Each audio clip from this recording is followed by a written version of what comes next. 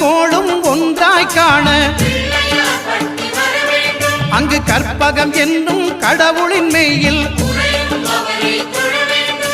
சூரியன் முதலாய் 9 கிரகமும் பலவித குணங்களை கொண்டிருக்கும் எங்கள் கற்பக தருவில் அவை வரும்போது ஒன்றாய் சேர்ந்து பலனளிக்கும்.